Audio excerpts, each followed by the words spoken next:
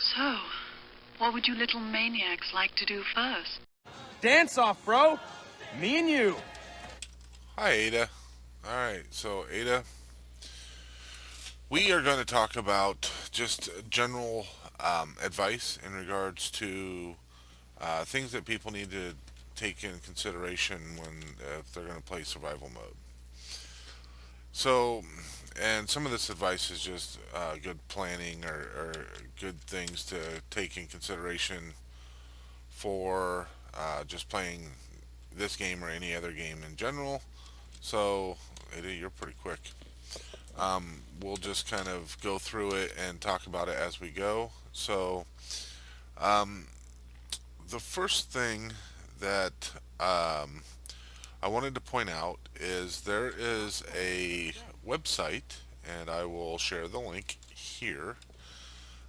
There's a website that will allows you to kind of pre-build your character so you can kind of get an idea of what abilities and perks that you'll be able to pick. So if you go to the link that I provided, and I'll put it in the description down below, um, you can put in all of your specials. Screen will look like this. So there are 21 points for your initial build, and this will help you set up your character when you start the game, and then it'll also help you plan out how you're going to do your build moving forward and some of your initial steps in the game. So use it wisely. And then after you put in those specials, then you'll be able to see what perks are available in the abilities section, and that will look like this. As you assign the points to your specials, the perks that become available will be highlighted blue, so it lets you plan out which perks that you want to get as early as possible, and then you can assign the points as needed to get those. So you can use both of these sections to really plan out how you're going to do your build initially and moving forward as you progress in the game. So you can really plan things out well.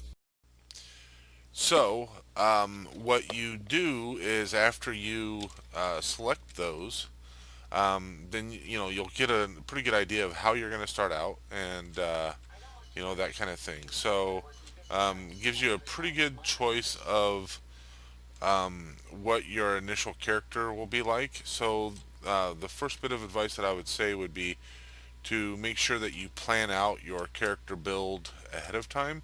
Know what kind of character you're going to play, right? So you want to have a specific amount of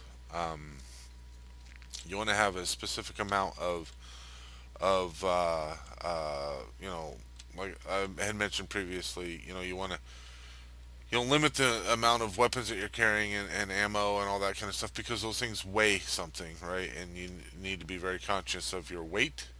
So one of the things that I would recommend would be to limit it to one or two weapons if you can, right? So the fewer the better.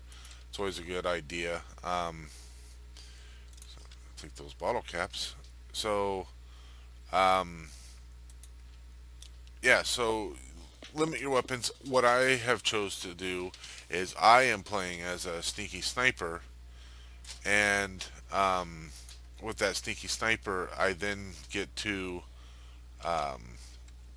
I then also use a melee weapon. So I also use this. Currently I have the powerful Disciples serrated blade, so it does 25% more damage. Because it's serrated, it also adds a bleed, right? So I get a bleed effect on it as well, which is always a good thing.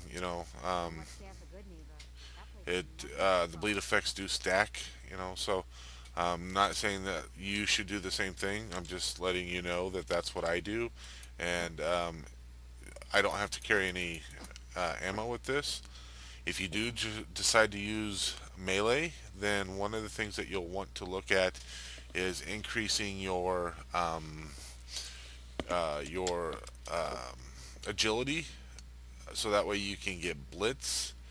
You wouldn't necessarily have to do it right away, but if you do choose to do it that way, then that's fine. I'm not going to advise on specific ways to do a build for your character. It's completely up to you.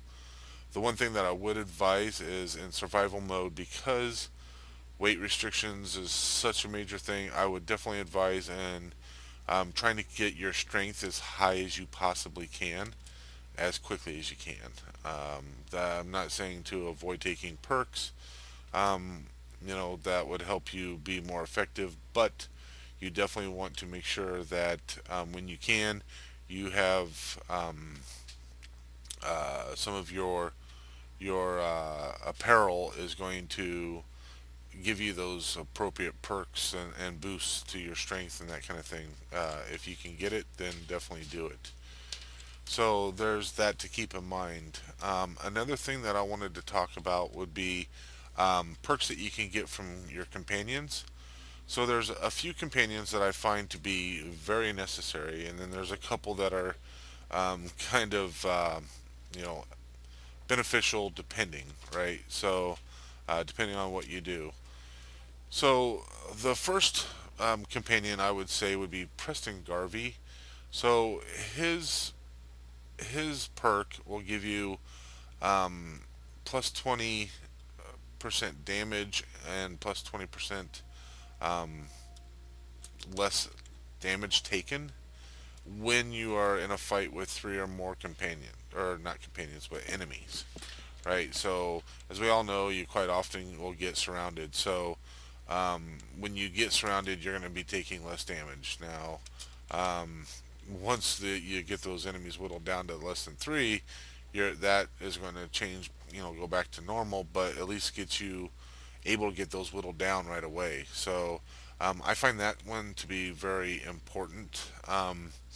Another one that I find, and this is regardless of what kind of build you do, another perk that I find that's very important is MacCready, because MacCready gives a plus 25% um, additional VATS accuracy for um, headshot, and that is applicable to any weapon, not just say ballistic rifle or anything that's like a some sort of a rifle that you're shooting. So melee, you would also get that same boost. So I find that to be very important too. Another one that I it's not necessary, but I find very helpful is Piper, because Piper you get a bonus to your the experience that you gain when you discover new places. So that's always a good thing.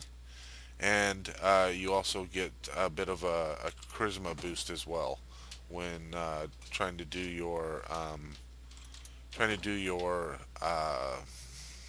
speech checks and those types of things. So that's always a good deal as well. Um, Porter Gage is good because he is going to give you additional experience for killing. So if you have the Nuka World DLC, I do recommend trying to get his perk as early as you possibly can. I will admit that getting through the gauntlet and all that kind of stuff on survival mode is rather difficult. So, but if you get started on it and you can get there, then I highly recommend it. And then finally, Deacon. Deacon is very good because he increases your sneak. So if you play a sneaky character, one way or the other, whether you're a sneaky sniper or you want to sneak and do melee, whatever, if you are going to be a sneaky character, then Deacon would be an excellent one to help you. The rest of the companion perks, they generally only help when you're like below 25% or something like that, 25% health. So although those are kind of nice to have, not the most helpful. The one thing I would say is if you do want to max out your companion's affection and get their perk, try to get as many that you can romance as possible, and then spread them around to um, your different settlements. That way, when you get a full night's rest, a full 8 hours worth of rest, and you have one of those companions there. You don't even have to be running with them; they just have to be at that settlement.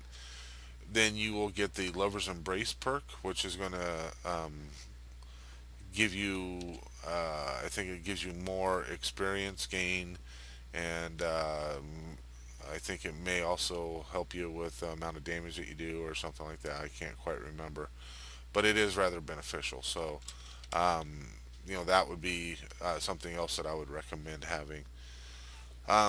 Next, I want to go into the magazines. So, with the magazines, there's several that are actually going to um, give you different benefits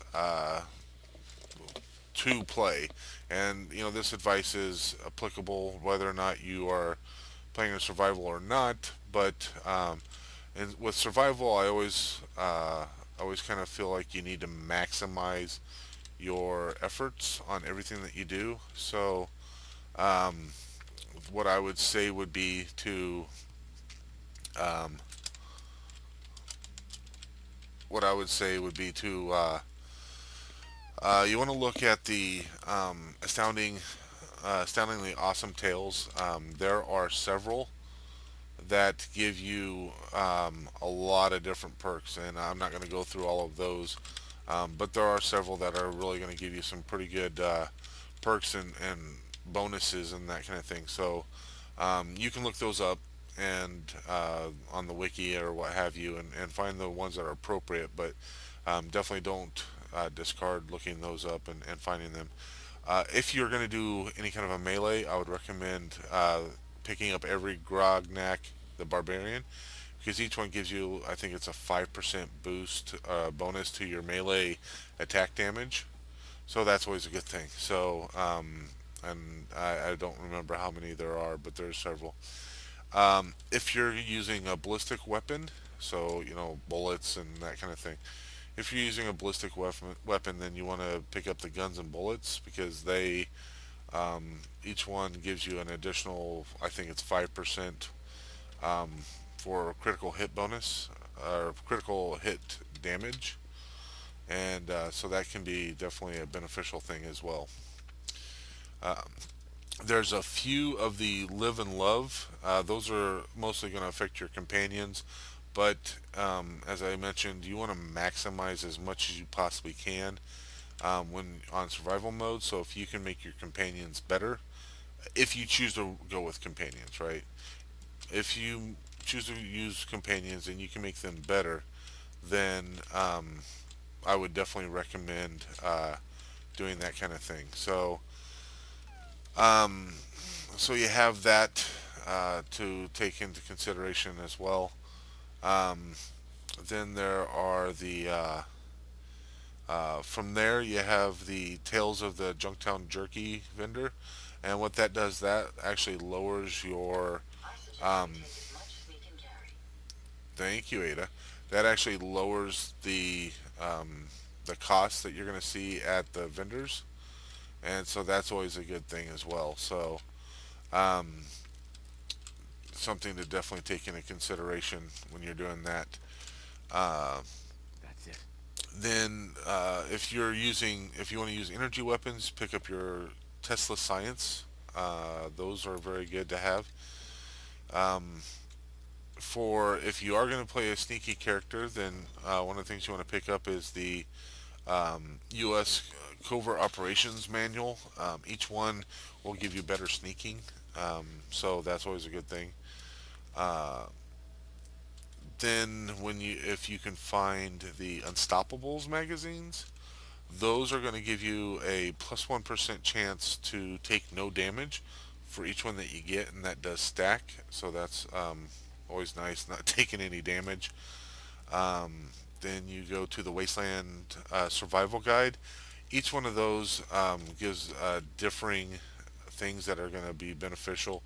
Some of them give you more benefit from eating food or fruit. Some of them give you more benefit from eating the boxed foods and all that kind of stuff. The one that I find that is very helpful is the issue number 9. It's the Hunting in the Wastes. You can find that at the Sunshine Tidings, and here's some footage of when I went and found it. So go ahead and check that out. Okay, so here we are. We are going to go. Come on, Codsworth. We're going to come up here, and there is a very important magazine that we want to get when you're playing survival mode. And basically, that magazine is going to give you double meat whenever you kill an animal. And because you need to eat while playing survival mode, it's always good to get as much meat as you possibly can from all your kills. So, as you can see, this is the Wasteland Survival Guide, and just so you get an idea of where I'm at, I'm at 10 Pines Bluff, or excuse me, 10 Pines Bluff. I'm at Sunshine Tidings, and if you come up here, you will see that there's this magazine here on the floor, and it's in the cabin that has the I think this. I don't know if this was the doctor's office. There was another one I think that had a doctor's office, but it's got the fireplace in it and this big industrial trunk. And then right next to it, you'll see this here, and it says permanently collect extra meat from animal kills. So that is very important to have. It is a very good read, Codsworth, and so we're going to show everybody this. So let's head off, and we will move on to the next thing that we're going to be doing. Come on, Codsworth.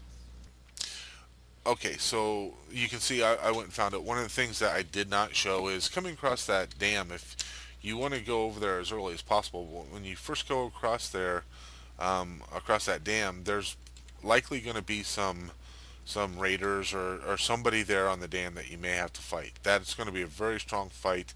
I actually died like 3 or 4 times. Eventually, when I came through there, the time that I was actually able to get through there was nobody on the dam. It was actually empty, so I didn't have to worry about that. But I better go get something to drink. So I didn't have to worry about it that last time. But once you get there, you are going to have to fight some ghouls. There are going to be some ghouls there you'll have to fight. So be prepared for that. But what that one does, for every animal that you kill, you get double the meats, or at least additional meat from that animal. So that's always a good thing. You know, it's more meat to get that you can cook up and eat on and that kind of thing. So something to definitely consider that one there. And then finally, there's the you get to the if you have the DLCs, you'd have the Islander's Almanac, and there's each one's got its own kind of benefits or what have you.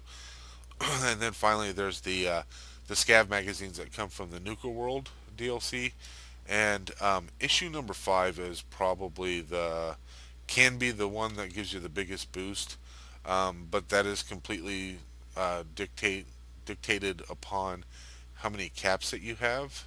So the fewer caps that you have, the bigger boost that you're going to get. But it does boost three of your specials: strength, endurance, and maybe perception. I'm not sure.